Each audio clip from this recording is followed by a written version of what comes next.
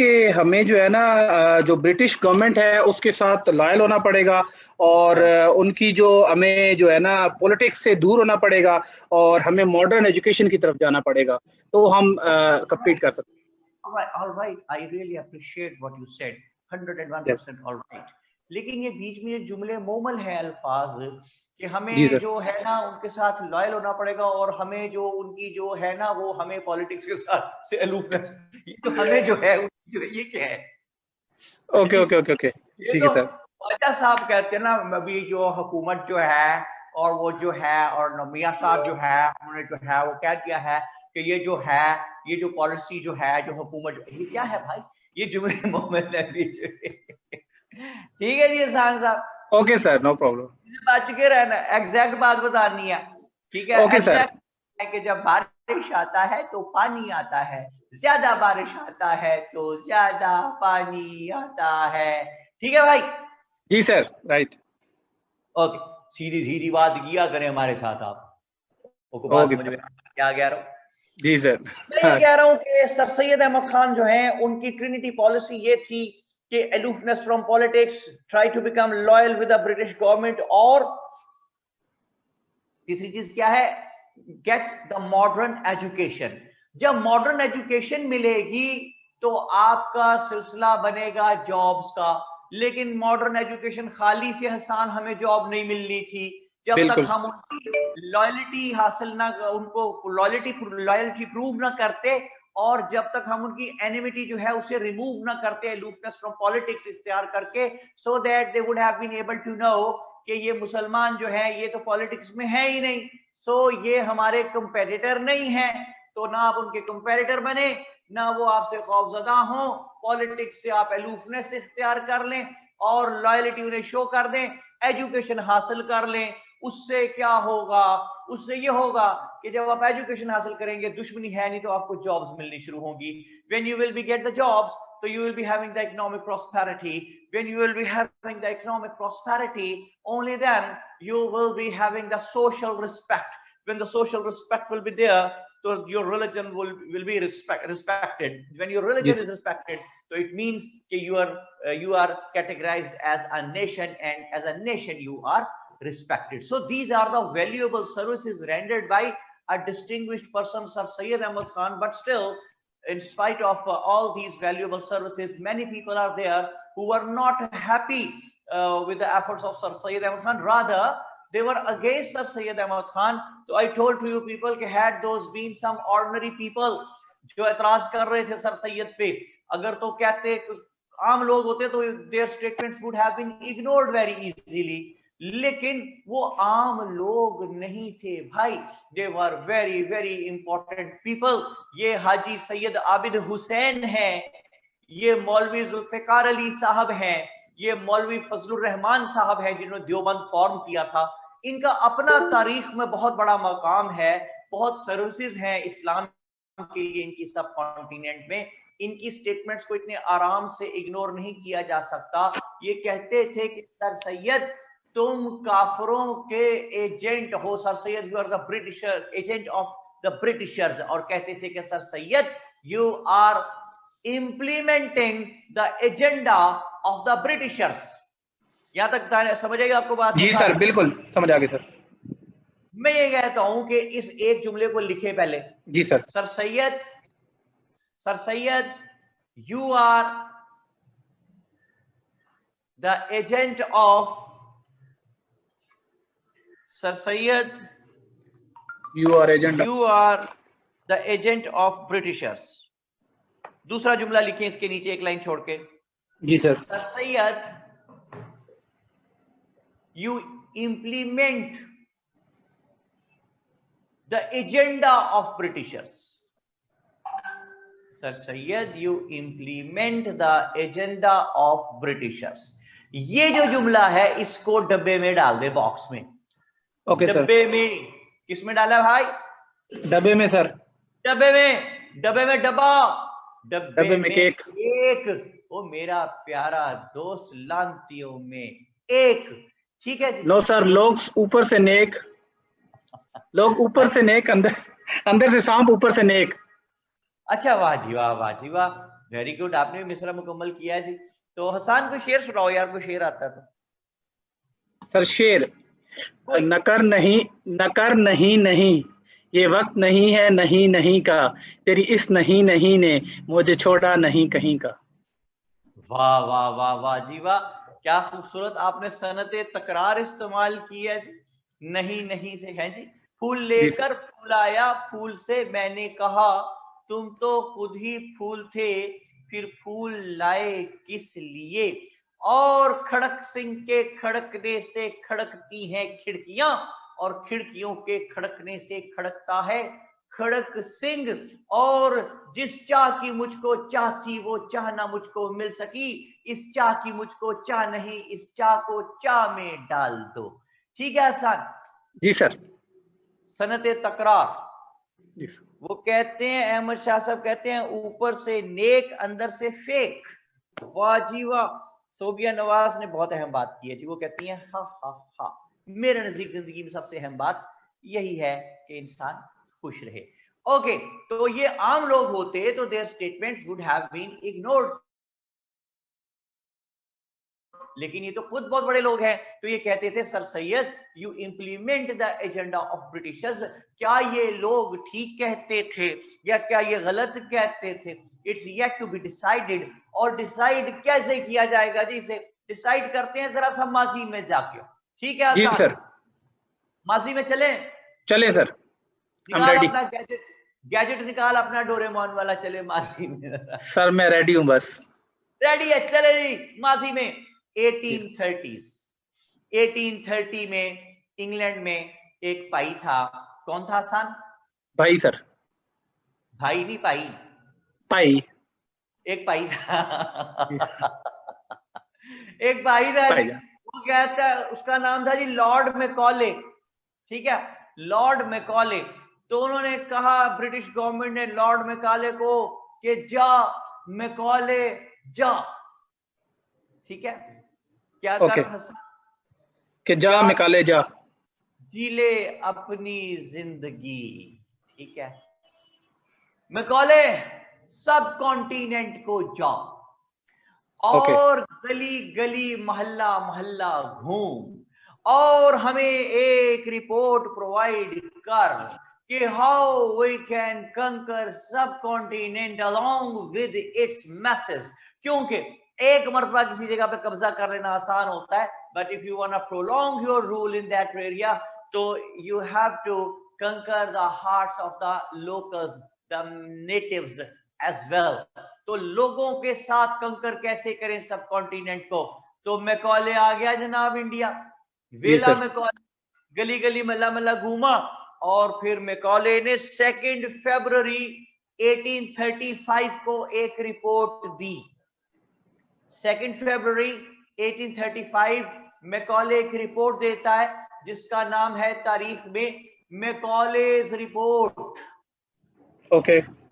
Macaulay इस report में कहता है कि I have moved all the length and breadth of India and have found no beggar, no thief, high moral values, high caliber of the people, so we cannot conquer subcontinent along with its masses। तो ये तो नाकामी की report है। तो फिर Macaulay आगे कुछ रिकमेंडेशंस देता है जिनको तारीख में हम कहते हैं मैकॉलेज रिकमेंडेशंस। Edmund okay. भेज दी हुई है इनको। अच्छा, ये पिक देखिए जो आपको भेजी है, मैकॉलेज रिकमेंडेशंस। इसमें ये ऊपर देखिए ब्लैक मार्कर से जो इकट्ठा लिखा हुआ है, लॉर्ड मैकॉलेज रिकमेंडेशंस। ओके। और इसमें पहली रिकमेंडेशन देता है, कहता है चेंज देयर कल्चर, इनका कल्चर बदल दो। दूसरा कहता है replace their old system of education, इनका तालीम का पुराना निजाम बदल दो। तीसरा वो कहता है कि make them realise that their native language is inferior than English. आइए मैकॉलेज रिकमेंडेशंस को तफसील में देखते हैं। सबसे पहली है कि चेंज देयर कल्चर। कल्चर। भाई कल्चर क्या था? कल्चर ये था कि whosoever would be the invader, जबरदस्ती मुल्क में घुसेगा, उसे मिलके लड़के मार के यहां से निकालेंगे। तो कहता है ये कल्चर चेंज कर दो। तो जब ये कल्चर चेंज होगा हसन, तो फिर जी ये सर, वाइस वर्सा जाएगा, चेंज होके वाइस वर्सा जाएगा, और यहाँ बिल्कुल के लोग जो है वो इन्वेडर से लड़ने की बजाय उसके साथ मिल लॉयल जाएंगे। हो जाएंगे। बिल्कुल। ओके। जी सर। दूसरी बात, मुस्वा इमरान कह रहे हैं कि जी pic not send. Hasan pic पहुंच गई भी आपको बोर्ड की? Let me check sir on WhatsApp. और भी लोग चेक करें, यहाँ पे लिखें। फरक जेब आप भी इजाजत लेके लिखें यहाँ पे। सर नहीं आई। नहीं आई जी, पिक नहीं आई हुई एडमन साहब। बहुत सारे लोग कह रहे no sir, no sir, no sir, no sir, not yet sir. Okay, तस्वीर भेजें जी बच्चों को। भेज दी खैर भाई? सर, बोर्ड की पिक है, कोई बात नहीं, आ जाएगी थोड़ी देर में। तस्वीर उसने भेज दी अपनी, ये लिख कर आपकी मर्जी है, चाहे जिस नजर से देखिए। ठीक है वाह जनाब। वाह, वाह वाह सर सर, वाह वाह, माशाल्लाह। फरक कहते हैं sir house chief said no, well I am the boss in my house. मैं डरता वारता किसी से नहीं हूं। मेरे घर पे अपनी मेरी जाती हुकूमत है, मैं डरता वारता किसी से नहीं हूं, मैं कमांडो आदमी हूं। लेकिन I am the boss of my house and I have got the permission of my wife to say so कि I am the boss. Okay. Ahmad Shah साहब कहते हैं सर ये मुकाले की रिकमेंडेशंस तो सर सैयद वाली पॉलिसी से ही मिलती। मुकाले नहीं है भाई, मैकॉले, लॉर्ड मैकॉले, मुंह काले वाला नहीं, मुंह काला। लॉर्ड, उसने लॉर्ड मैकॉले का मुंह ही काला कर दिया, कहते वो मुंह काला था। खत्म कहते हैं sir are these 3 points included in Macaulay recommendations? जी वही बता रहा हूं ना, उसने रिकमेंडेशंस क्या दी है मैकॉले ने। वो कहता है चेंज देयर कल्चर। एडमन भाई तस्वीर भेज देना, मेरी मेहनत करने का क्या फायदा, मैंने मेहनत करके लिखा है। इसको कहा है तो यार उनको सेंड कर देना भाई, वो फायदा क्या सेंड बाद में सेंड करने का, अगर लिखने में टाइम जाया होना तो। हाँ जी, चेंज देयर कल्चर। दूसरी बात, replace their old system of education. तो हसन यहां कौन सी कोई यूनिवर्सिटीज चल रही थी? कौन से एजुकेशन सिस्टम की बात करता है? मैं बताता हूं। एजुकेशन सिस्टम यहाँ पे ये था कि 5, 6, 7 साल की उम्र तक बच्चे जो हैं, चाहे सिखों के थे, चाहे मुसलमानों के थे, चाहे हिंदूज के थे, वो अपने घरों में बुजुर्गों के पास रहते थे, नाना दादा मामा चाचा फूफा ताया खालू। इनसे वो किन किन से हसन? सर चाचा मामा दादा फूफा खालू फूफा सारे। इतनी तेज कहना था ना, मामा ताया फूफा चाचा ताया खालू। अच्छा चले जी, इन लोगों से वो एजुकेशन हासिल करते थे, और they were inculcated the noble values, the moral values। क्योंकि कोई भी बुजुर्ग हो, किसी भी मजहब का हो, वो बच्चे को ये नहीं सिखाता कि मेरा काका इतना पाला है, बड़ा होकर सबसे बड़ा चोर बनेगा, वाह जी वाह, कत्ल करेगा। नहीं, कोई ऐसा बच्चे को नहीं सिखाता। ठीक है जी। तो बच्चे मॉरल वैल्यू सीख के बड़े होते थे। हर रिलीजन की बेस जो है वो ह्यूमैनिटी जरूर है, ह्यूमैनिटेरियन ग्राउंड जरूर है। तो वो बच्चे जो हैं वो ह्यूमैनिटेरियन ग्राउंड्स पढ़ के सीख के बड़े होते थे, और जब 7-8 साल के होते थे तो रिस्पेक्टिवली अपने अपने रिलीजन के मुताबिक मंदिरों में और मदरसों में, मसाजिद में जाते थे। वो भी मजहब जो है वो भी आपको ह्यूमैनिटी सिखाते हैं। कोई भी मजहब हो दुनिया का, कोई मजहब आपको ब्लड शेड नहीं सिखाता, कोई मजहब आपको चोरी डाका कत्ल नहीं सिखाता, जुल्म नहीं सिखाता। हर रिलीजन जो है उसकी बेस ह्यूमैनिटी होती है। तो वो सारे बच्चे जो हैं वो ह्यूमैनिटेरियन ग्राउंड सीख के बड़े होते थे। ठीक है जी सर। तो जी सर। वो जब बड़े होते थे इन मॉरल वैल्यूज के साथ, तो जो मॉरल वैल्यूज वाला बंदा है वो चोर नहीं होता, वो भिखारी नहीं होता। ठीक है, वो हाई मॉरल वैल्यूज वाला होता है, हाई कैलिबर वाला होता है। तो यही तो मैकॉले कह रहा है कि इनका एजुकेशन सिस्टम बदल दो, ताकि ये हाई मॉरल वैल्यूज सीखने की बजाय ये बेवकूफ उस्ताद को बाप समझते हैं, इनको ये सिखाया जाए कि उस्ताद जो है simply an employ, an ordinary employ of yours, the way many other people serve you, the watchman, the guard, the gardener, the chef, everybody who is serving you, who is being paid by you, he is your servant. आप टांगे में school आते हैं, जो भी आप उसको एक आना एक पैसा उस जमाने के मुताबिक देते हैं, टांगे वाला जो है that has been hired by you, वो आपका एम्प्लॉय है, तो वो एम्प्लॉय होके पैसे लेके अपने अपने जो काम है रिस्पेक्टिवली वो करते हैं, उस्ताद जो है वो पढ़ाता है। तो बाप का दर्जा क्या है को भाई, तो ये जब आप बाप का दर्जा देते हैं तो उस्ताद की बात आपके ज़हन में नक्श रहती है, लेकिन जब आप उसको एम्प्लॉय चलते हैं तो फिर उसकी बातें नक्श नहीं होती, वो सिर्फ सिलेबस पढ़ते हैं आप उसको और वहीं पे बात खत्म हो जाती है वो। तो ये इसने कहा कि replace their old system of education. और आखिरी बात देखिए कितनी अहम है, जिसकी तरफ कभी कोई तवज्जो नहीं करता। लॉर्ड मैकॉले की रिकमेंडेशन है, असली बेड़ा गर्क वो कर गया हुआ सब कॉन्टिनेंट का लॉर्ड मैकॉले। उसने रिकमेंड किया कि मेक देम रियलाइज, नेटिव्स को make them realise that their native language is inferior than English। ठीक है जी सर। तो जब कोई ये मान लेता है कि मेरी नेटिव लैंग्वेज आपकी लैंग्वेज से इंफीरियर है, तो वो सिर्फ यही नहीं मान लेता कि मेरी जबान आपकी जबान से कमतर है, वो ये भी मान लेता है कि मेरी कौम आपकी कौम से कमतर है। इतना लैंग्वेज का। तो आज भी हसन साहब आप एक फैक्ट्री के मालिक हैं, आपने ऐड दिया एडमिनिस्ट्रेटर रखने के लिए, 2 लड़के आए हैं, एक एमए इंग्लिश है एक एमए उर्दू है, आप एमए इंग्लिश वाले को प्रेफर कर देंगे। True sir.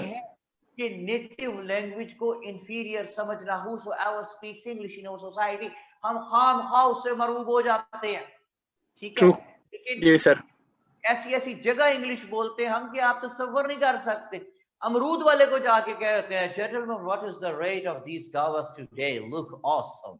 ठीक है, तो मुझे तो नहीं पता चल रहा क्या हुआ है। अच्छा जी, मारिया आसिफ कहती हैं जी कि sir is this question authentic, if you look it up it has been widely discredited as a होस्ट। कौन सा क्वेश्चन बेटे, किस क्वेश्चन की बात कर रही है, मुझे पता ही नहीं है। Unfortunately it is embedded in us. बिल्कुल मुस्तफा इमरान ठीक कहते हैं, ये हम में मौजूद, अब तक मैकॉले की ये रिकमेंडेशन हमारे में मौजूद है कि we always prefer the language, the English language. ठीक है, हमारी ऐसा कहती है कोटेशन है, क्वेश्चन ही। अच्छा बेटे आई एम वेरी सॉरी, मेरे से वो दूर है जरा सा, मुझे वो पढ़ने में जरा सी उसे दुश्वारी, कोटेशन ही लिखा हुआ आपने। ठीक है, कौन सी कोटेशन ऑथेंटिक है? If you look it up it has been widely discredited as. भाई कौन सी कोटेशन का जिक्र कर रही है? मैंने तो कोटेशन की बात ही नहीं की बेटा। लॉर्ड मैकॉले की रिकमेंडेशन की बात करें ना, कोटेशन कहां से आ गई बीच में? रिकमेंडेशंस हैं बेटा, बिल्कुल यही उसकी रिकमेंडेशंस हैं। अब वो ऑथेंटिक है तो मैं उन्हें क्या करूं? अच्छा जी, मेरी बात सुनो ध्यान से, छोड़ो सो। ये 3 रिकमेंडेशंस हैं लॉर्ड मैकॉले की। Change their culture, replace their old system of education and make them realise that their native language is inferior than English. तो भाई ये तो मैकॉले ने रिकमेंडेशंस दे दी, मैं ये कहता हूं कि इनको इंप्लीमेंट करता कौन नजर आ रहा है?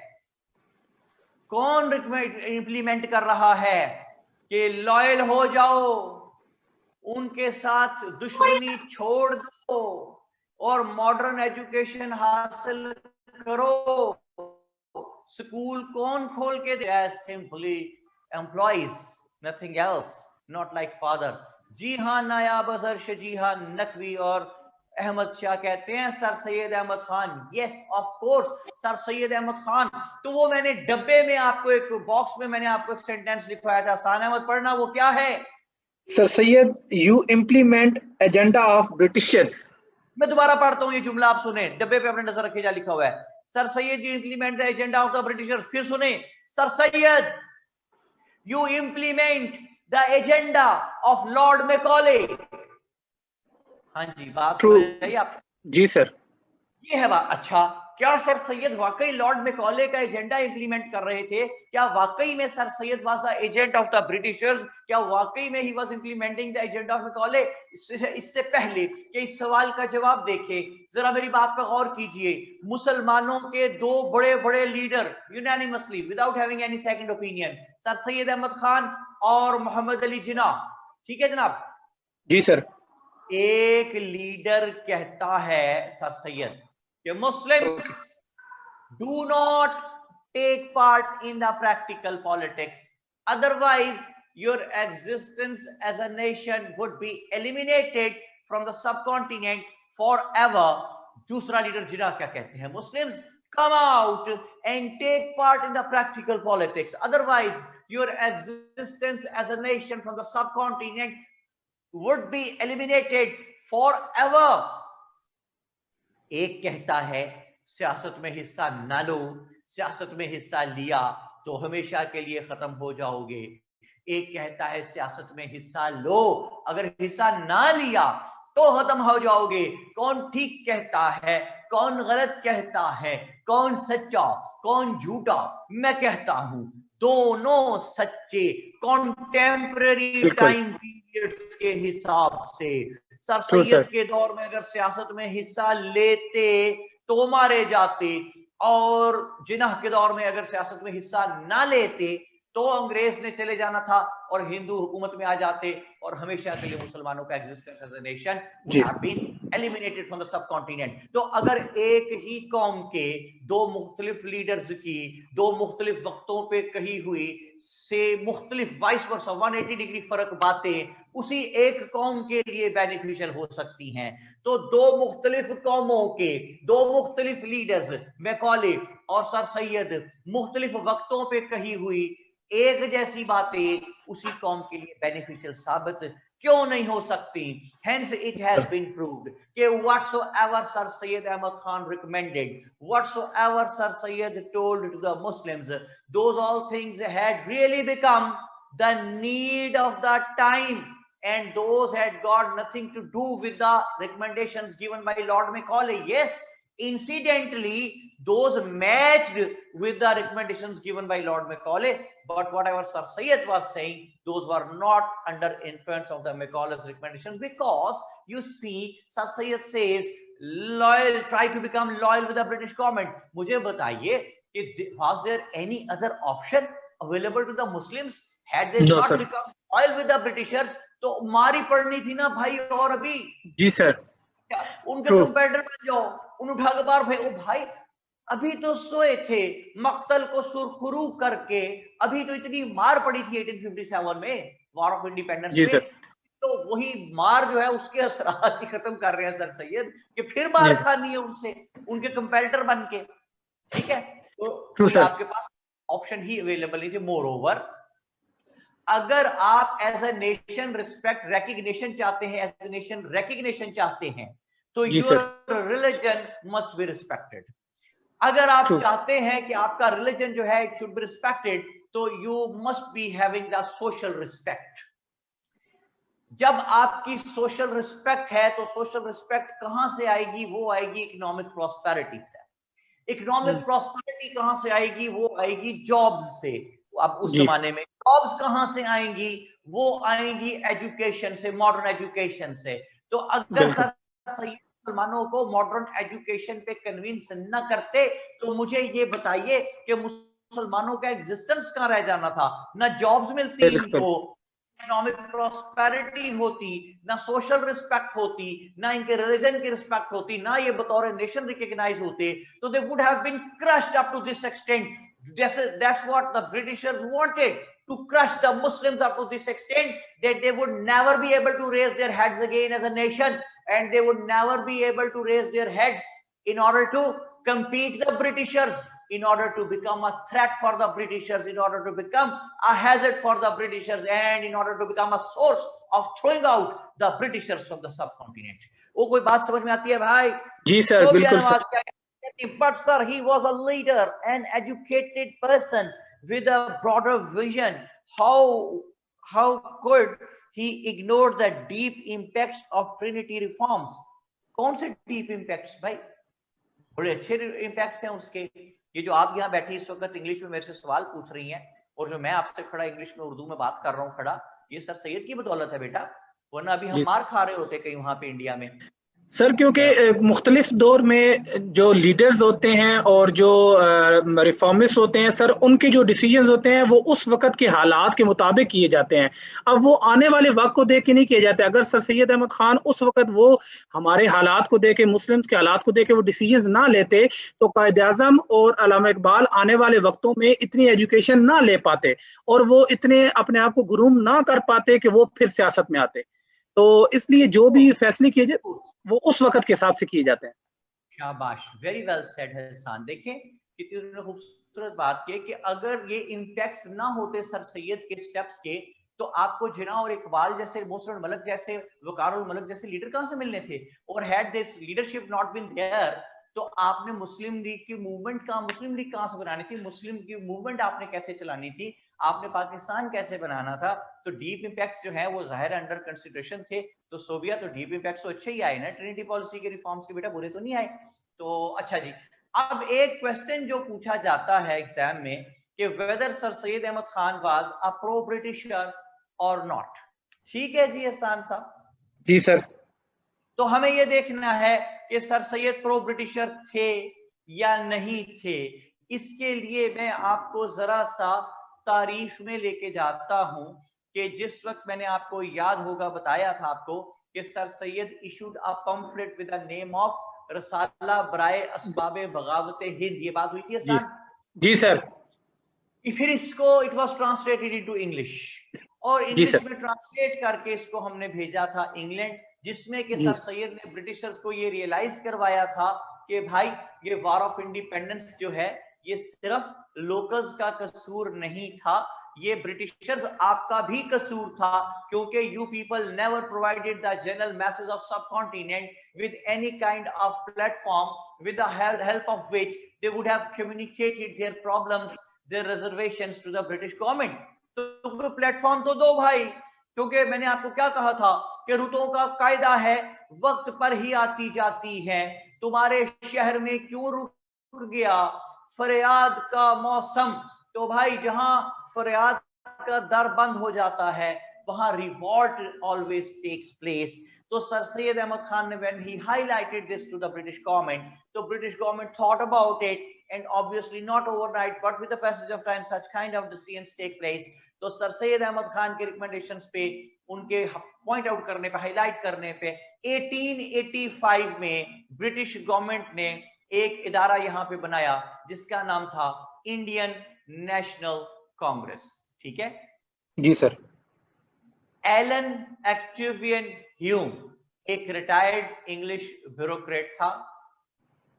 Alan Activian Hume, who had been provided the services in subcontinent for a very longer period of time, so he was very well aware of the demands, the opinions, the desires and the psyche of the Indians. That is why he formed Indian National Congress in 1885. When Indian National Congress was formed, so it was stated that it is a political representative body of all the Indians living here, regardless of their religion, indiscriminately. It belonged to everybody, every people, every person, like Hindus जी के sir. लिए ये political representative body थी। Muslims भी खुश थे कि हमारी भी पॉलिटिकल रिप्रेजेंटेटिव बॉडी है, सिख भी खुश है, पारसी भी खुश है, सांसी भी खुश है, क्रिश्चियन भी खुश है, हिंदू भी खुश है, मुस्लिम भी खुश है। क्यों? कि now no one would be able to deprive them of from their constitutional fundamental rights, as they were all deprived of their rights after the war of independence 1857, और indiscriminate killing हुई थी ब्रिटिशर्स के, जिसका जिल चाहा जिसको उठाया उसको मारा, कत्ल किया, टांगे तोड़ी, कोड़े मारे। तो अब ऐसा नहीं होगा। क्यों? Now they were having their own political representative body with the name of Indian National Congress। Congress. जी sir. True. No, this institution which was formed, Indian National Congress, it was a liberal organization, and first it was the organization who used to represent everybody up to the mark, with a neutral approach. It used to represent everybody living in here in subcontinent. But in 1890, just after the 5 years of its inception, what happened? A very rigid extremist Hindu, young extremist Hindu, Bal Gangadhar Tilak, BAL, Bal Gangadhar Tilak. He was a young Hindu extremist leader. He joined Indian National Congress in 1890 and he converted Indian National Congress into a Hindu favored organization. He converted Indian National Congress into a Hindu favored organization. जी एक second, तस्वीर मिल गई आप लोगों को board की? जी sir. जी लिखे यहाँ पे, बाकी लोग भी लिखे यस अगर तस्वीर मिल गई है तो बोर्ड की, ताकि सर अभी नहीं आई। सर अभी नहीं आई। एडमिन भाई तस्वीर बजरिया डाक भेज रहे हैं यार। सर बारिश है ना, इस वजह से डिले हो गई है शायद। तलागंग में बारिश हो रही है इस वक्त? सर अभी तो नहीं हुई, लेकिन सुबह हुई है 7 बजे, 7 से 7:30 तक। अच्छा सर कौन सी ऐसी स्क्रूटनी हो रही है? अहमद शाह कहते हैं कौन सी ऐसी स्क्रूटनी हो रही है जो पिक्चर आ ही नहीं रही है। अहमद शाह तो काफी शरारती चीज है यार, है। अच्छा जी, जायदा फारूक आ गई है, शुक्र है जी, बड़ी देर बाद आई मेरी बेटी, आज पहले नजर नहीं आई थी। कराची के थ्रू भेज रहे हैं सर, रास्ते में ही डूब गई है। और कहती रास्ते में डूब गई, तस्वीर कराची से भेजी थी। कराची के रहने वाले लिखे यहाँ पे, कोई पानी वानी काम हुआ कि नहीं हुआ यार वहां पे? कि दोबारा आजकल में दोबारा एक्सपेक्टेड थी बारिश, आजकल में ना डरा यार, बेचारे पहले बड़ी मुसीबत में है। सर प्लीज जरा इंडियन नेशनल कांग्रेस का ब्रिटिशर का नेम अगेन बता दें। एलन एक्टिवियन ह्यूम, नूरुल हुदा, एलन एक्टिवियन ह्यूम। मोहम्मद अमीर हमजा कहते हैं जी सर थोड़ा कम हुआ है। शजिया कहती हैं कदरे बेटर है, अल्हम्दुलिल्लाह। चलें जी। अमीर हमजा कहते हैं लेकिन it is still really very bad. Yes. Hafsa कहती हैं सर कम हो गया है पानी। पता नहीं जी कितना लोगों का बेचारा। सर आफ्टर शॉक्स ज्यादा इंपॉर्टेंट होंगे कराची की, जो बारिश है, क्योंकि सारे सीवरेज का पानी सड़कों पे आना, बीमारियां और सफाई, और ये ज्यादा प्रॉब्लमेटिक होगा। इंफ्रास्ट्रक्चर जो खराब हुआ है। ऑफ कोर्स, बिल्कुल ठीक कहते हैं आप, और I 100% agree with you Hasan. I am always impressed, आप हमेशा बड़ी अच्छी बात करते हैं, ताकतवर बात होती है आपकी।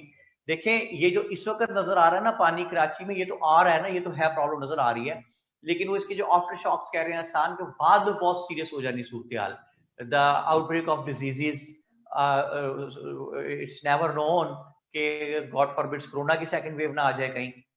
ठीक है जी, हेल्थ है ना इस तरीके कार से। जी सर। तो ये अल्लाह की जात पाक अपना करम करे जी।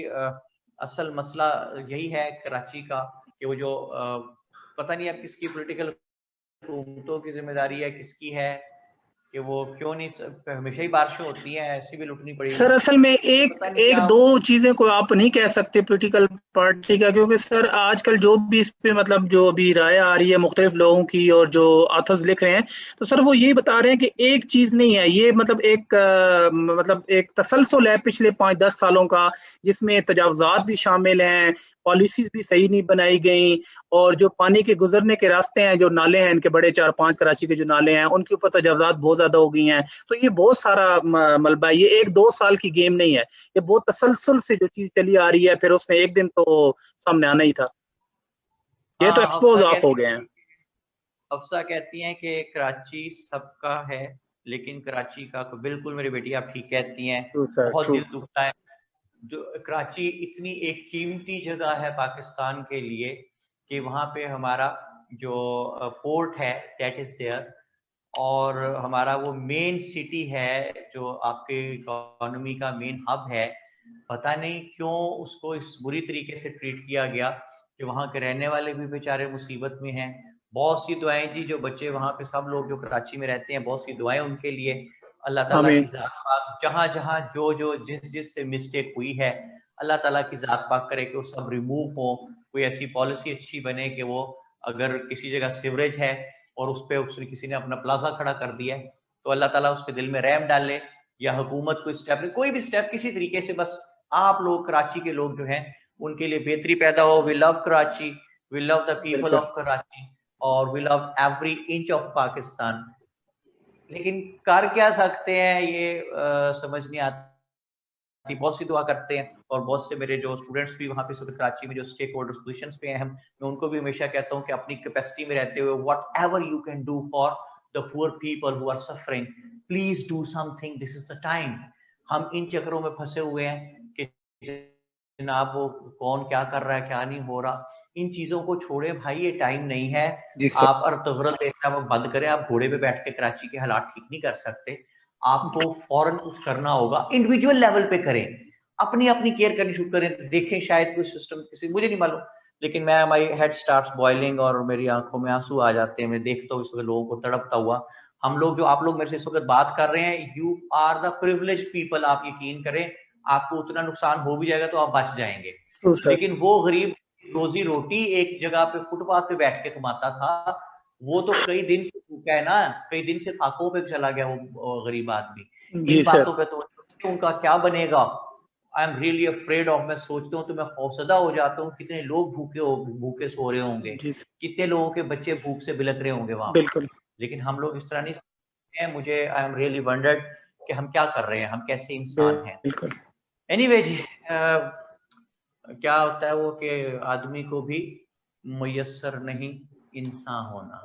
ये मिसरा, इस पे कभी गौर कीजिएगा कि आदमी को भी मुयस्सर नहीं इंसान होना। ये आदमी तो है लेकिन वो इंसान नहीं है। इंसान क्यों नहीं है? कि इंसानियत से दूर चला गया हुआ है। बहुत मेरा दिल दुखता है इन बातों पे। मैं फिर वो डर के बंद कर देता हूँ चीजें, सोशल मीडिया में नेट भी ऑफ करता हूँ, मैं देखता ही नहीं हूँ, क्योंकि मुझे बेबसी का एहसास होता है। मैं क्या कर सकता हूँ अपने लेवल पे रहते हुए? 5, 10, 15, 20, 50, 30 लोगों की मदद करूँ और क्या कर लूंगा? लेकिन वो जरूर करता रहता हूँ कि चलो वही सही, अपने हिस्से की शम्मा तो जलाते जाए हम समहाउ। जी सर।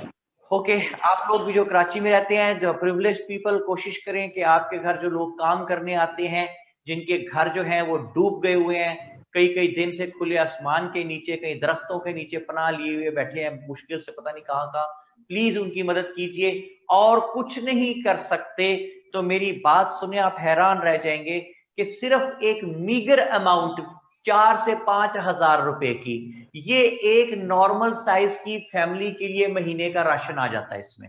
ये मुझे भी जिंदगी में पहली मरतबा पता चला जब ये कोरोना आया और हमने काम इस पे शुरू किया बहुत से लोगों के लिए। तो आई केम टू नो कि 4 से 5 हजार रुपए में एक फैमिली का राशन पूरे महीने का आ जाता है। यार, हमें 4-5 हजार रुपए मैटर ही नहीं करता। अल्लाह का फजल है, हम सारे प्रिविलेज्ड लोग हैं। तो प्लीज अपने अपने जहां जहां रहते हैं, जो कोई गरीब है, मुसीबत में फंसा हुआ है, 4-5 हजार से it's not a big deal, लेकिन जाके उसके लिए अगर आप राशन उसको दे दें तो शायद उसका महीना गुजर जाए और उसके बच्चे भूखे ना रहे। बेशुमार चीजें आती हैं, दालें और वो चीनी और वो क्या होता है ऑयल वगैरह, आटा, मतलब वो भूखा नहीं रहेगा। आटा होगा, घी होगा, दालें होंगी, वो चलता रहेगा, सिस्टम चल रहेगा, उनका भूखे नहीं रहेंगे। हाँ, ये करने की कोशिश करते रहा करें जी। आई एम वेरी सॉरी, मैंने आपका नहीं सर, अच्छी बात है सर। हाँ जी। तो मैं क्या कह रहा था? मैं ये कह रहा था कि 1885 में जब इंडियन नेशनल कांग्रेस बन गई, तो आप तक 1885 में जब इंडियन नेशनल, यार वो पिक चली गई है भाई। अच्छा जी, तो 1885 में इंडियन नेशनल कांग्रेस बनती है जी। और ये देखिए कि मैं यहाँ पे ये लॉर्ड मैकॉलेज की रिकमेंडेशन में मिटा रहा हूँ जी, मजबूरन, जो मैंने लिखी थी मैंने आपको लिखवा भी दी है ये। और आप 1890 में इंडियन नेशनल कांग्रेस जो है, it was converted into a Hindu favored organization due to the presence of the leaders like बाल गंगाधर तिलक। अच्छा जी, तो देखिए जनाब, ये है हमारा आजकल का प्यारा पाकिस्तान, ये गंदा इंडिया, और ये बंगाल आ गया। ये जो बंगाल है, it was a huge area, Bengal was। जी सर। अकेले बंगाल की आबादी जो है वो फ्रांस के बराबर थी उस जमाने के। फ्रांस के बराबर थी, 78.5 मिलियंस।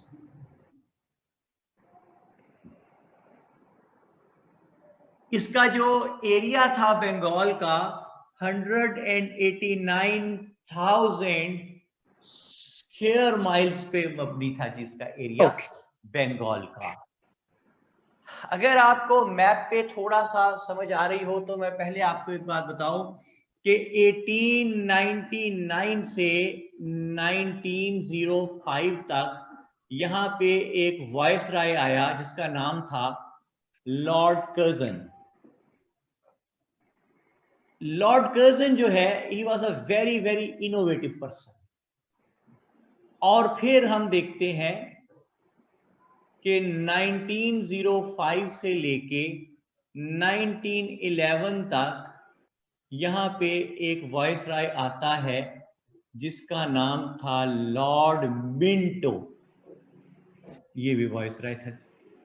ये जरा नोट कर लीजिएगा कि 1899 से 1905 तक एक वायसराय आता है जिसका नाम था लॉर्ड कर्जन, और फिर 1905 से 1911 तक 6 साल एक वायसराय आता है जिसका नाम था लॉर्ड मिंटो। ओके। ये जो लॉर्ड कर्जन था, he was a very innovative person. He went to Bengal to visit the different areas. As I told to you people, that Bengal was such a huge area that the Viceroy of India could visit Bengal only once in his tenure of 5 years. इतना वसी area था ये कि 5 साल में viceroy भी एक ही दफा जा पाता था। तो लॉर्ड कर्जन जब वहां पे गया तो ही ऑब्जर्व कि बंगाल के 2 हिस्से हैं। एक समझ लीजिए आप ईस्टर्न बंगाल है, ये जो मैं ग्रीन कर रहा हूं, it is eastern Bengal. Total population आसान मैंने कितनी लिखवाई है बंगाल की आपको? 78.5 मिलियन। शाबाश। इस 78.5 मिलियन में से ये जो ईस्टर्न बंगाल है, जो मैंने ग्रीन किया है एरिया बंगाल का, आधा उधर ईस्ट साइड वाला, ये इसकी आबादी थी 31 मिलियन। 31 मिलियन। इन 31 मिलियन में से 18 मिलियन जो हैं दोज वर मुस्लिम्स, और 12 मिलियन जो हैं दोज वर हिंदूज, और 1 मिलियन जो हैं those were others. So इस तरह you can see that in the eastern Bengal Muslims were in majority, जैसे कि आपने देखा कि 31 मिलियन टोटल रहते हैं जिनमें से 18 मिलियंस वर द मुस्लिम्स। अच्छा, ये जो मैं रेड कर रहा हूं एरिया, पहले तो ये देखिए ये वेस्टर्न बंगाल का एरिया है और ये कैलकाटा है, जो रेड मैंने गोला बना दिया है, ये कैलकाटा है। तो कलकत्ता में we can see that it was having the seat of the government. Calcutta में गवर्नमेंट की सीट थी। यहां पे गवर्नमेंट की सीट का क्या मतलब है? कैपिटल था गवर्नमेंट का। और all the progressive works of the government used to take place in and around Calcutta. ठीक है, अमीर हमजा कहते हैं जी पिक रिसीव्ड, वेरी गुड जी, शुक्र अल्लाह का। अच्छा जी, इन एंड अराउंड कलकत्ता, उससे क्या होता था कि the people of western Bengal, जहां पे जी सर कलकत्ता है, where the majority living was of the Hindus, and Hindus जो हैं, ये जो वेस्टर्न बंगाल का एरिया है, it was having full of facilities, it was having full of the communicational networks, the job opportunities were there, banks were there, courts were there, ports were there, journalism was there, schools, colleges, universities were there, teachers were there, a lot of people were studying there, or the majority living there was of the Hindus, those who used to speak Hindi, which was a superior language in those days. I'm talking about Western Bengal, where the majority of the Hindus was there. Yes, sir. Whereas the Eastern Bengal is concerned, so Lord Curzon observed that at the same time the people living in eastern side of Bengal, they were really suffering and they were having no communicational networks, any roads वगैरह कोई नहीं थी, They were having no court. Their port of Chittagong was not operative, or journalism was not there. Banks were not there. Schools, colleges, universities were not there. Job opportunities were not there. And the majority living there was of the Muslims. They used to speak Bangla, which was an inferior language in those days. So when Lord Curzon observed all this, he became really very much worried about the proper administration in Bengal. So he decided to do something, as I told to you people, he was a very innovative man, Lord Curzon was. He decided to do something for the poor people of Bengal. And in order to do something, he decided to make the partition of Bengal and to create two new provinces, Western Bengal and the other one was Eastern Bengal.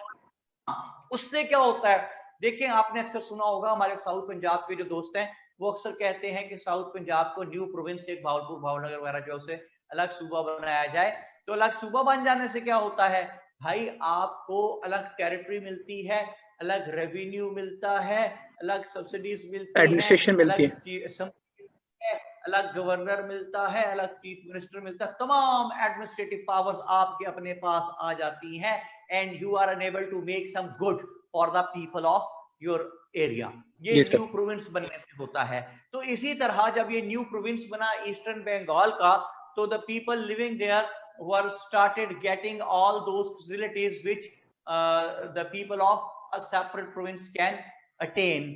जैसे कि ढाका का high court बन गया, चिटागांग का port operative हो गया, journalism का system start हो गया, बैंक्स बन गए, यूनिवर्सिटीज बननी स्टार्ट हुई, कॉलेजेस बने, स्कूल्स थे, people started going towards the schools, colleges, universities, education आना शुरू हुई, जॉब्स मिलना शुरू हुई, रोड्स बनी, नेटवर्क बना, इकोनॉमिक प्रॉस्पेरिटी आना शुरू हुई, जिससे majority living there was of the Muslims, they started becoming prosperous, मुसलमानों को फैसिलिटीज मिलनी शुरू हो गई। ये बात हिंदूज को पसंद ना आई, and they started making severe agitation against the British government।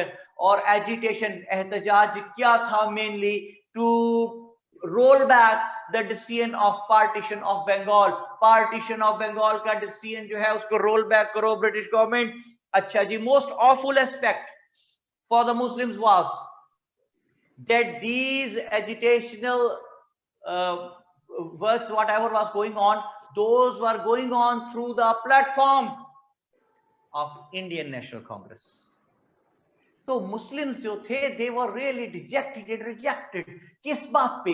इस बात पे कि यार इंडियन नेशनल कांग्रेस तो हमारी भी थी, इसने खुद तो हमें क्या फायदा पहुंचाना इंडियन नेशनल कांग्रेस ने? अगर ब्रिटिश गवर्नमेंट के किसी स्टेप से हमें फायदा पहुंच रहा है पार्टीशन ऑफ बंगाल होने से, ये उसको भी कहते हैं ब्रिटिश गवर्नमेंट पे जोर डाल रहे हैं, एजिटेशन कर रहे हैं to roll back the decision of partition of Bengal. ये कैसा जुल्म है? यही तो कयामत है ना, कि अगर हमें फायदा पहुंच रहा है तो ये कहते हैं कि पार्टीशन ऑफ बंगाल का डिसीजन रोल बैक कर दो। तो मुसलमान दुखी हैं, डिजेक्टेड हैं, रिजेक्टेड हैं। हसन, मुसलमानों का दुखी होना बनता है? जी सर, बनता है। दुखी हैं, डिजेक्टेड हैं, रिजेक्टेड हैं। बिल्कुल सर, ट्रू। ऐसे में मैं आपको क्या कहता हूं सबको कि मेरे साथ प्रवास करने के लिए तैयार हो जाइए। अब हम रेडी हैं विजुलाइज करने के लिए चीजें। आसान, रेडी हैं? ओके, तो प्रवास की तो पहुंचे, एक कोठी का गेट है, गेट जी सर, अंदर लंगर लगा हुआ है सर। नजर आ रहा है? नजर आ रहा है? जी सर, नजर आ रहा है, अंदर लंगर है। हाँ, कोठी के गेट से हम एंटर हुए, साथ ही बड़ा सारा एक लॉन है। लॉन में एक बहुत ही ग्रेसफुल से बुजुर्ग हैं जो बैठे अखबार पढ़ रहे हैं। ये ग्रेसफुल से बुजुर्ग कौन है? ये नवाब मोहसिनुल मलिक हैं। जी सर, नजर आ रहे हैं नवाब साहब आपको? गुड। ये नवाब मोहसिनुल मलिक इंग्लिश अखबार पढ़ रहे हैं, अचानक शदीद टेंशन में आ गए हैं। टेंशन में आए तो क्यों टेंशन में आए हैं? नोट कीजिए, इन्होंने एक स्पीच पढ़ी है। स्पीच किसने डिलीवर की है? लफ्ज लिखे, लॉर्ड मॉर्ले की स्पीच है। लॉर्ड मॉर्ले, एरो डाल के लिखे, लॉर्ड मॉर्ले है कौन? Secretary for Indian affairs, secretary for Indian affairs. Lord Morley ने ये स्पीच कहां की है? उसने ये स्पीच ब्रिटिश पार्लियामेंट में की है, ब्रिटिश पार्लियामेंट में। उसने स्पीच में ऐसा क्या कहा है जिससे नवाब साहब परेशान हो गए हैं? उसने कहा है, लिखें कि next time when the constitutional recommendations would be given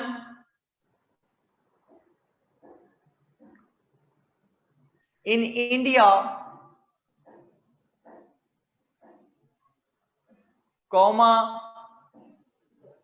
the opinions of the natives would also be taken.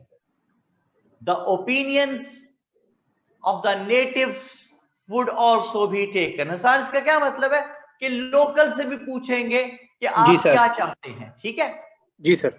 कहता है कि जब नेक्स्ट टाइम कॉन्स्टिट्यूशनल रिकमेंडेशन देंगे तो लोकल से पूछेंगे कि आपके लिए इसमें क्या क्या रखा जाए। जी सर। ये पढ़ के नवाब साहब परेशान हुई, तो ये तो अच्छी बात है। मैं बताता हूं इसमें परेशानी की बात क्या है। परेशानी की शदीद तरीन बात इसमें यह है कि ब्रिटिश गवर्नमेंट कहती है नेटिव से भी पूछेंगे कि आपको क्या क्या चाहिए ओपिनियंस। शाबाश हमीर हमजा, वो कहते हैं आईएनसी नेशनल कांग्रेस से पूछें। ओ भाई बात यह है कि आप डोर टू डोर जाके तो पूछेंगे नहीं, बिल्कुल। इंडियंस कैसे पूछेंगे? आपकी पॉलिटिकल रिप्रेजेंटेटिव बॉडी से। तो आपकी पॉलिटिकल रिप्रेजेंटेटिव बॉडी कौन है? वो है भाई इंडियन नेशनल कांग्रेस। तो इंडियन नेशनल कांग्रेस तो वही है जिसने खुद तो आपको क्या फायदा पहुंचाना। वो अगर ब्रिटिश गवर्नमेंट के किसी एक्ट से आपको फायदा पहुंच गया है, वो उसको भी कहते हैं रोल बैक कर दो। तो इसका मतलब है कि वो आपसे सिंसियर नहीं है, इंडियन नहीं है। जी सर। तो इस बात पे नवाब साहब परेशान हुए हैं कि तो ब्रिटिश गवर्नमेंट से मुसलमानों के हक की कभी बात करेंगे ही नहीं, तो मुसलमानों को कोई फायदा पहुंचेगा ही नहीं। हाँ जी नवाब साहब सही परेशान है सर? ट्रू, बिल्कुल सर, सही परेशान है। अच्छा जी, तो आगा साहब माइक आपका आज ऑपरेटिव है कि नहीं? आपके पास आए कि ना आए? सर विच नवाब? नवाब मोहसिनुल मलिक मुस्तफा जिनकी बात हो रही है, नवाब साहब का काम के नाम पूछ रहे हैं मोहसिनुल मलिक। अच्छा जी, हसन आ गया, बस ले आया? जी सर। है ना, और सुनाई दिया है बस। अच्छा जी, हसन बेटे से लेते हैं इजाजत। बहुत लंबी आज हमने इससे बात की, बहुत thank you sir, thank you so much. God bless you Hasan, जीते रहो, सलामत रहो। और मेरी बात कराएं जी। आप किससे बात कराएंगे? मेरी बात करा दें आप किससे बात कराएं? मेरी बात कराएं जी नायाब अजहर से।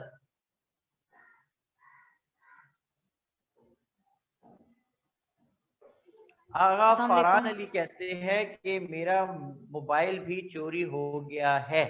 तो बेटा ये लेक्चर किस चीज पे, लैपटॉप पे अटेंड कर रहे हो? जी वालेकुम अस्सलाम। कौन है मेरे साथ?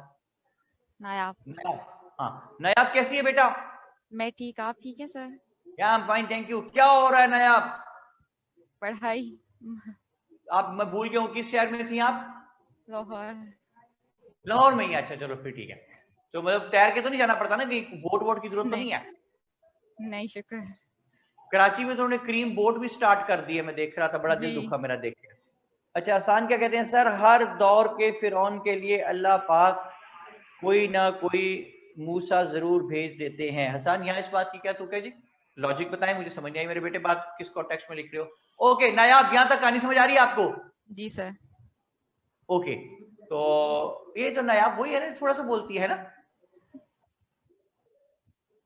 आपको याद आ गया है? याद आ गया भी, मुझे याद आया। आपने कहा जी सर तुम्हें याद आ गया, तो वही है यार। अच्छा चलिए ठीक है। तो नया प्रैक्टिस किया थोड़ा सा बोलने की कि नहीं की? आज बोलूंगी। बोलेगी, चलो वेरी गुड वेरी गुड, शाबाश। बस इतना भी नहीं बोलना कि मैं लेक्चर ही नहीं दे सकूं, ठीक है? अच्छा, तो नया बात कहां तक पहुंची है? नवाब मोहसिनुल मलिक साहब परेशान है, परेशानी समझ आ गई है? जी जी। अच्छा, तो सही जस्टिफाइड है ना परेशान होने में? जी सर।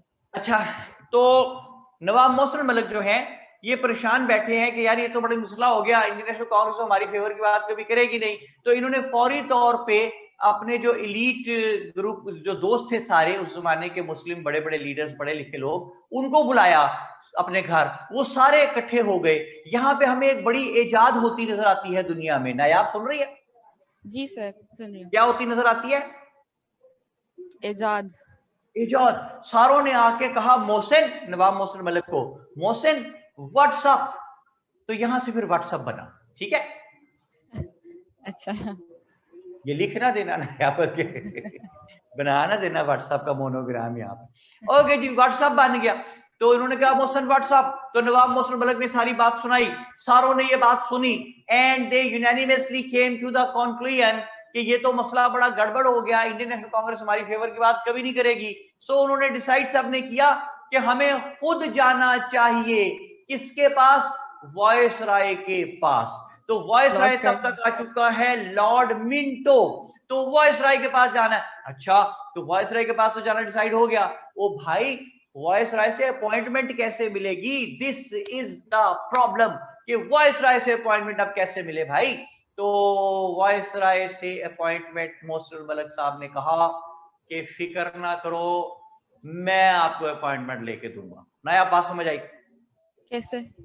तो नवाब मोहसिन मलिक ने क्या किया, जरा लिंक लिखते जाए साथ साथ। नवाब मोहसिन मलिक का दोस्त है आर्चबोल्ड।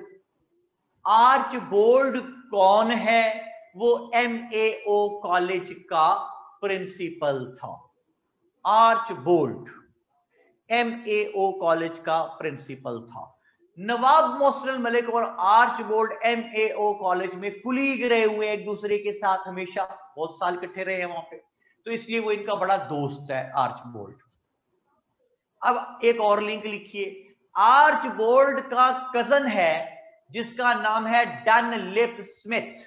डनलिप स्मिथ। डनलिप स्मिथ कौन है? वो secretary to the viceroy Lord Minto है, लॉर्ड मिंटो का सेक्रेटरी है।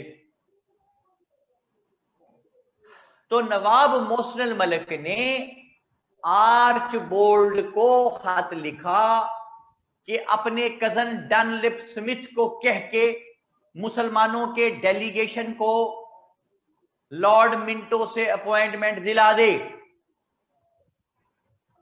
जी सर। नया बात समझ आ गई? जी जी, आ रही है सर। लिंक रिपीट करें पूरा। मैं करूँ? अच्छा, आर्चबोल्ड MAO कॉलेज का प्रिंसिपल था, जो नवाब का फ्रेंड था। नवाब ने लेटर लिखा आर्चबोल्ड को, कोलीग को अपने, कि हमारी अपॉइंटमेंट करवा दें वॉइसरॉय लॉर्ड मिंटो से। सारा लिंक आपने बीच में गायब कर दिया है। पूरी बात फिर सुने। आर्चबोल्ड MAO कॉलेज का प्रिंसिपल था और नवाब मोहसिन मलिक और आर्चबोल्ड कुलीग रहे थे MAO कॉलेज में बहुत तवील अरसे तक, बहुत दोस्त थे आपस में। और जो नवाब मोहसिन मलिक का दोस्त है आर्चबोल्ड, आर्चबोल्ड का कजन है एक जिसका नाम है डनलिप स्मिथ। डनलिप स्मिथ जो है वो है सेक्रेटरी लॉर्ड मिंटो का। तो नवाब मोहसिन मलिक ने आर्चबोल्ड को खत लिखा और उसको कहा कि आर्चबोल्ड अपने कजन डनलिप स्मिथ को खत लिख, जो के सेक्रेटरी है लॉर्ड मिंटो का, उसको कह डनलिप स्मिथ को कि मुसलमानों के डेलीगेशन को लॉर्ड मिंटो से अपॉइंटमेंट दिला दे, हमने कोई जरूरी बात करनी है। अब बात पूरी समझ आ गई नायाब? जी जी सर। वो लिख रहे हैं जी आपके बारे में कि नायाब ने पूरे महीने के लफ्ज इकट्ठे बोल दिए बेचारी। भाई नायाब, नायाब बेटा तू तो लड़कियों का नाम डबो देगी सारा बोलने में है। ये तो सुनने में तो लड़कियां बहुत बोलती हैं, भाई तू तो बोलती ही नहीं बेटा। अच्छा, वहां पे सारी ला रही है कि हाँ मैं नहीं बोलती। मुझे क्या नजर आ रहा है सारी ला रही है, मुंह से बोलो है नया।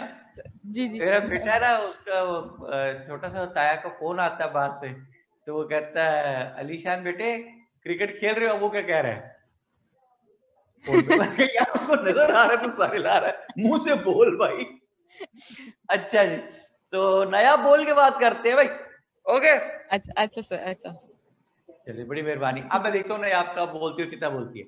हाँ जी, तो नवाब मोहसिन मलिक का ये खत मिला आर्चबोल्ड को और आर्चबोल्ड ने कहा कि Mohsin Malik you are justified, वाकई आपको अपॉइंटमेंट मिलनी चाहिए। उसने बात की डनलिप स्मिथ से जो उसका कजन था, डैनियल स्मिथ को ये लिखा कि हमें अपने बॉस लॉर्ड मिंटो से मुसलमानों को अपॉइंटमेंट दिला दे, तो उसने अपॉइंटमेंट दिला दी। आर्च बोल्ड के कहने पे डैनियल स्मिथ ने लॉर्ड मिंटो से मुसलमानों की डेलीगेशन को अपॉइंटमेंट दिला दी, और ये 36 पीपल हेडेड बाय सर आगा खान ये पहुंचे जनाब अली शिमला, क्योंकि वो था उस वक्त लॉर्ड मिंटो शिमला गया हुआ था छुट्टियां गुजारने, ये उसकी छुट्टियां हराम करने शिमला पहुंच गए। नया बात समझ आ रही है? सर जी सर, जी सर आ रही है। ओके, शिमला पहुंच गए, जाके कहने लगे लॉर्ड मिंटो साहब, क्या कहते हैं? लॉर्ड मिंटो साहब? नहीं नहीं ऐसे, लॉर्ड मिंटो साहब बोलो कैसे? लॉर्ड मिंटो साहब ऐसे कहते लॉर्ड मिंटो ने कहना था। हंस क्यों रहे हो, चलो बाहर निकलो सारे। अच्छा जी, इन्होंने कहा लॉर्ड मिंटो साहब आपने लॉर्ड मॉर्ले की स्पीच पढ़ी होगी जिसमें उसने कहा है कि next time when the constitutional recommendations would be given for the people of India तो the natives would also be asked कि आपकी ओपिनियंस, आपके डिजायर्स क्या हैं। उसने कहा हाँ, लॉर्ड मिंटो ने कहा मैंने पढ़ी है, ये तो बड़ी अच्छी बात है। उसने कहा जनाब हमें डर ये है कि आप लोग पूछेंगे इंडियन नेशनल कांग्रेस से, तो इंडियन नेशनल कांग्रेस तो हमारे फायदे की बात मुस्लिम्स के कभी करेगी नहीं, जैसा कि लॉर्ड मिंटो साहब आपके एक्ट से जो पार्टीशन ऑफ बंगाल हुई है ब्रिटिशर्स के जरिए, उससे मुसलमानों को वे हैव बीन बेनिफिटेड। तो अगर आपके किसी एक्ट से हुआ हुआ बेनिफिट उन्हें गवारा नहीं है और वो एजिटेशन कर रहे हैं आपके खिलाफ के to roll back the decision of partition of Bengal, तो हमारे वो फायदे की बात भला क्यों करेंगे। तो इसलिए हम खुद आपके पास आ गए हैं कि हम आपको बता दें कि जब नेक्स्ट कॉन्स्टिट्यूशन बनाए तो उसमें मुसलमानों के लिए क्या कुछ रखें। 36 लोगों का ये डेलीगेशन है हेडेड बाय सर आगा खान, और मिंटो को कहते हैं कि मिंटो साहब हम इसलिए आए हैं कि आपको खुद बता दें अपनी ओपिनियंस, अपनी डिजायर्स, ताकि जब नेक्स्ट कॉन्स्टिट्यूशन आप बनाए तो उसमें मुसलमानों के लिए ये चीजें रख दें। तो लॉर्ड मिंटो ने कहा मुस्लिम्स गो अहेड, बताओ तुम क्या चाहते हो। नया अब यहां तक बात समझ आ रही है? जी सर आ रही है, सर आ रही है। ओके, मेरे साथ रहना, सब लोग मेरे साथ रहे मेंटली। इन्होंने कहा मिंटो साहब जब नेक्स्ट कॉन्स्टिट्यूशनल रिकमेंडेशंस बनाए तो प्लीज लॉर्ड मिंटो मुसलमानों को उसमें सेपरेट इलेक्टोरेट दे देना। मिंटो हमें 1/3 रिप्रेजेंटेशन दे देना नेक्स्ट कॉन्स्टिट्यूशन में। ओए मिंटो हमारा हाई कोर्ट में कोई जज नहीं है, हमारा कोई जज मुसलमान हाई कोर्ट में होना चाहिए। मिंटो हमें जॉब्स में कोटे दे दे। मिंटो मिंटो MAO कॉलेज को यूनिवर्सिटी बना दे। ओए मिंटो हमें सोशल प्रोटेक्शन दे दे। मिंटो मिंटो सुन रहा है ना तू? हाँ जी सर। हाँ नया ये बात समझ आ गई? जी सर। मिंटो ने ये सारी बातें सुनी और कहा कि Muslims all of your demands are justified and are on strong footings, and I being the Viceroy of India make you assure that if the next constitutional recommendations would be given under my viceroyalty, so your demands would be upheld because all of your demands are justified and are on strong footings. ठीक है जी sir. Akila Anam लिख रही हैं Minto ये हाथ मुझे दे दे Minto.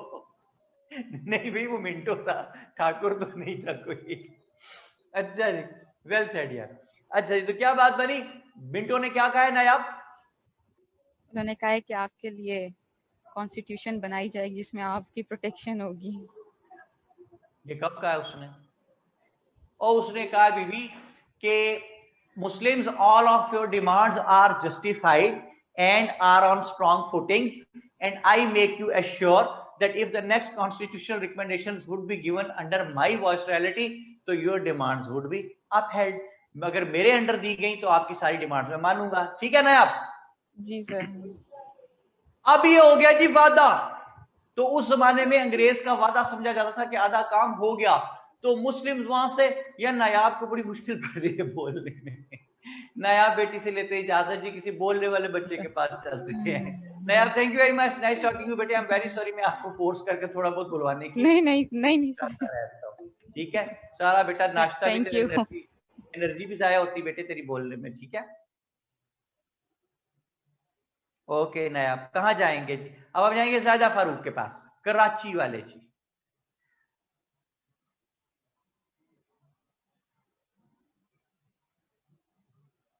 जी जनाब, hello. अस्सलाम वालेकुम सर। वालेकुम, जायदा मेरी बेटी कैसी है? ठीक है अल्हम्दुलिल्लाह सर। ओके जायदा, यहां तक बात आपको समझ आई कि लॉर्ड मिंटो ने वादा कर लिया कि वो नेक्स्ट कॉन्स्टिट्यूशनल रिकमेंडेशंस जब देगा तो मुसलमानों की बातें मान लेगा, सारी डन है? जी सर, डन हो गया। तो ये सारे खुश हो गए जो डेलीगेशन किया हुआ था, क्योंकि अंग्रेज का वादा उस जमाने में समझा जाता था कि बात हो गई पक्की पक्की। तो ये खुशी खुशी वापस आए, शिमला से बॉम्बे वापस पहुंचे, रास्ते में खुशियों में ट्रेनों की छतों पे चढ़ गए, चल छैया छैया, खुशियों, ढोल ताशे भंगड़े, और बॉम्बे पहुंचे। और बॉम्बे पहुंच के इन्होंने सबको बताया कि हम कामयाब हो गए भाई, हम कामयाब हो गए। तो हम पढ़ क्या रहे थे जायदा? हम पढ़ रहे थे कि whether sir Syed was a pro Britisher और नॉट, ठीक है? जी जी ओके, तो ये खुश हैं, ऐसे में एक दूसरे को बताते फिरते हैं कि हम कामयाब हो गए। ऐसे में मोहम्मदन एजुकेशनल कॉन्फ्रेंस, जो कि सर सैयद अहमद खान का बनाया हुआ एक इदारा था, उसकी एनुअल मीटिंग आ गई। उस एनुअल मीटिंग में नवाब सलीमुल्लाह, मोहसिनुल मलिक, विकारुल मलिक जैसे तमाम सरकर्दा एलीट मुस्लिम लीडर जो थे वो सारे मौजूद थे। तो इन्होंने मोहम्मदन एजुकेशनल कॉन्फ्रेंस की एनुअल मीटिंग ये जो हो रही है 30 दिसंबर 1930 ढाका के मकाम पे हो रही है। और इसमें बात करते हुए जब इन्होंने बताया कि हमें ये सारी कामयाबियां ऐसे मिली और लॉर्ड मिंटो को हमने ये कुछ कहा, और मिंटो ने एग्री किया सब बातों से और कहा क्योंकि आपकी डिमांड्स जस्टिफाइड हैं और स्ट्रॉन्ग फुटिंग्स पे हैं, that is why I make you assure that if the next constitutional recommendations would be given in subcontinent under my viceroyalty, so your demands would be upheld. तो सारों ने कहा very good, बल्ले बल्ले हो गए भाई। सारों ने कहा जाहिदा कि इज इट सो सिंपल, बल्ले अगर हमारी डिमांड जस्टिफाइड हो तो ब्रिटिश गवर्नमेंट सारी की सारी मान लेती है? तो जवाब मिला लगता तो ऐसा ही है। तो फिर सवाल ये उठा कि अब तक कभी क्यों नहीं हमारी बातें मानी गई? तो जवाब ये बना सबका यूनानिमसली मिलके कि जनाब आज तक कभी इंडियन नेशनल कांग्रेस ने हमारी डिमांड्स ऊपर तक पहुंचाई ही नहीं, तो कैसे मान ली जाती हमारी बात जब ऊपर तक पहुंची नहीं सही तरह से? तो then unanimously it was decided among that people, among all those people of that house जो वहां बैठे थे, कि then why not to have our own separate political representative body with the name of Indian National Congress. Indian National Congress नहीं, All India Muslim League। 30 दिसंबर 1930 Mohammedan educational conference की annual meeting, और इसमें क्या बन जाती है जी? इसमें बन जाती है ऑल इंडिया मुस्लिम लीग। समझ आई शायद आपको? जी सर, समझ आ गया। जल्दी बोला करो, किधर हो? जल्दी बोल रहे हैं, जल्दी बोल रहे हैं, यस नो? यस। अब मेरी बात ध्यान से सुने, पूरा एक चेन चलने लगा, ध्यान रखना, मुंह मिस नहीं, एक चीज मिस नहीं करनी। अगर आप लोग कुछ और सोच रहे हो तो सोचना बंद कर दो, मेरी बात ध्यान से सुनो। देखिए 30 दिसंबर 1906 मोहम्मदन एजुकेशनल कॉन्फ्रेंस का एनुअल इजलास, इसमें मुस्लिम लीग बनती है। मुस्लिम लीग बनती है तो कॉन्शियसनेस ऑफ राइट्स आती है, कॉन्शियसनेस ऑफ राइट्स आती है तो platform for the movement of Pakistan बनता है, platform for the movement of Pakistan बनता है। तो 1940 में लाहौर रेजोल्यूशन होती है, लाहौर रेजोल्यूशन होती है तो वही पाकिस्तान रेजोल्यूशन बनती है, पाकिस्तान रेजोल्यूशन बनती है तो पाकिस्तान बनता है। तो मैं ये कहता हूं कि पाकिस्तान कैसे बना? पाकिस्तान रेजोल्यूशन से बना। पाकिस्तान रेजोल्यूशन आई लाहौर रेजोल्यूशन से। लाहौर रेजोल्यूशन कहां से आई? लाहौर रेजोल्यूशन आई struggle for the movement of Pakistan से। Struggle for the movement of Pakistan कहां से आई? वो कॉन्शियसनेस ऑफ राइट्स से आई। कॉन्शियसनेस ऑफ राइट्स कहां से आई? वो ऑल इंडिया मुस्लिम लीग ने दी। ऑल इंडिया मुस्लिम लीग क्या कैसे बन गई? वो शिमला डेलीगेशन की इंकरेजमेंट से बनी। शिमला डेलीगेशन की इंकरेजमेंट कहां से आई? वो शिमला डेलीगेशन से आई। शिमला डेलीगेशन कैसे हुई? वो नवाब मोहसिनुल मलिक ने आर्च बोल्ड के जरिए डनलिप स्मिथ को कह के अपॉइंटमेंट लेके दिलाई। आर्च बोल्ड ने डनलिप स्मिथ के जरिए ये अपॉइंटमेंट कैसे दिलाई? उसने ये इसलिए दिलाई कि वो एमओ कॉलेज का प्रिंसिपल था और मोहसिन मलिक और नवाब मोहसिन मलिक और आर्च बोल्ड भाई इकट्ठे काम करते रहे थे, कुलीग रहे हुए थे, इसलिए दिलाई। एमओ कॉलेज क्या था? वो एमएओ स्कूल था। एमएओ स्कूल क्या था? वो सर सैयद अहमद खान ने बनाया था। तो मैं ये कहता हूं कि अगर सर सैयद अहमद खान ना होते तो एमएओ स्कूल ना होता, एमएओ स्कूल ना होता तो एमएओ कॉलेज ना होता, एमएओ कॉलेज ना होता तो नवाब मोहसिन मलिक और आर्च बोल्ड एक दूसरे के कुलीग ना होते, वो कुलीग ना होते तो मोहम्मद तो पार्ट शिमला डेलीगेशन की अपॉइंटमेंट ना मिलती, शिमला डेलीगेशन की अपॉइंटमेंट ना मिलती तो शिमला डेलीगेशन ना में होती तो उसके जरिए मिलने वाली इनकरेजमेंट ना होती, वो इनकरेजमेंट ना होती तो मुस्लिम लीग फॉर्मेशन ना होती जो मोहम्मदन एजुकेशनल कॉन्फ्रेंस के इजलास में हुई थी। सर सैयद ने मोहम्मदन एजुकेशनल कॉन्फ्रेंस डेवलप ना की होती तो वो इजलास ना होता, वो इजलास ना होता, शिमला डेलीगेशन की एनकरेजमेंट ना होती तो फॉर्मेशन ऑफ मुस्लिम लीग ना होती, फॉर्मेशन ऑफ मुस्लिम लीग ना होती तो struggle for the movement of Pakistan के लिए कॉन्शियसनेस ऑफ राइट्स ना होती, कॉन्शियसनेस ऑफ राइट्स ना होती तो स्ट्रगल ना होती, स्ट्रगल ना होती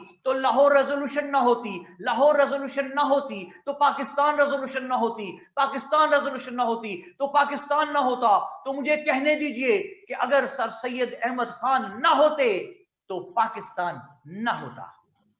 जी सर। तो कोई बात समझ में आई? जी सर। ये है पूरा एक चेन के sir Syed Ahmad Khan was a pro Britisher और नॉट। एक it's a chain of incidents जो कि मैंने आपको सारा बताया जी। तो मैं ये कहता हूं कि सर सैयद अहमद खान ने जो भी what ever he did that was entirely in the favour of the Muslims, and whatever steps he took, those had really become the need of the time, and the people who used to allegate Sir Syed Ahmad Khan he was implementing the agenda of Lord Macaulay, they people were entirely wrong in their approach. तो sir Syed Ahmad Khan ने मुसलमानों को ना सिर्फ social aspect में उठाया, economic aspect में उठाया, रिलीजियस एस्पेक्ट में उठाया और सर सैयद ने मुसलमानों को एज अ नेशन जो है एक सेपरेट रिकग्निशन दी। तभी तो हम खींचतान के सर सैयद अहमद खान को father of the two nation theory भी कह देते हैं।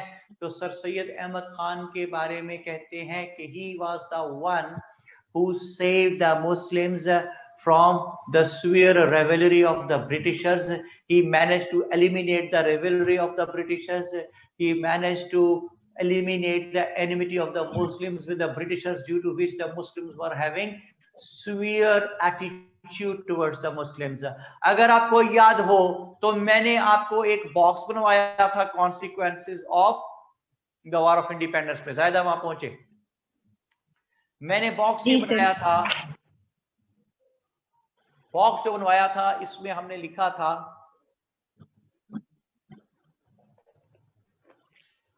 कि कॉन्स्टिट्यूशनल एंड डेमोक्रेटिक डेवलपमेंट।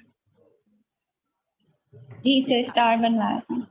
ये जो पिक आपके पास बोर्ड की आई है, ये पिक आ गई आपके पास शाहिदा? जी सर। जरा मेरा बेटा इसको पिक को देखना शुरू करें, कहां से स्टार्ट होती है? Chain of constitutional development. Okay जी सर, 1774 से स्टार्ट होता है जी। अच्छा, अब देखें कुछ चीजें इसमें बॉक्स में डाल के मैंने रेड लिख दी हैं, नजर आ रही है आपको पिक में? जी सर, आ रही हैं। ओके, देखिए यहां पे स्टेक होल्डर्स हैं तीन, कौन कौन? Britishers, Muslims and Hindus. Okay, Hindu. जी सर। ज्यादा इन तीनों में से, ब्रिटिशर्स, हिंदूज एंड मुस्लिम्स, इन तीनों में से इस पोजीशन में कौन है कि कोई चीज इंप्लीमेंट कर दे? ब्रिटिशर्स। शाबाश, शाबाश। Obviously the Britishers, they were in rule. अच्छा,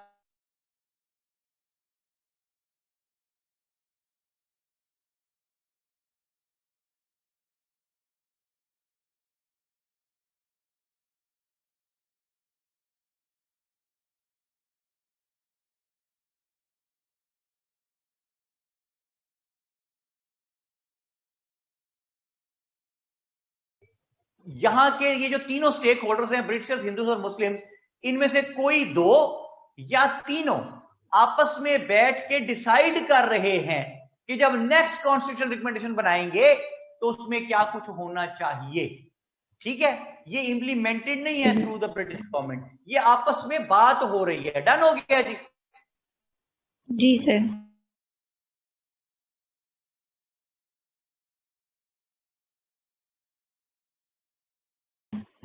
ओके,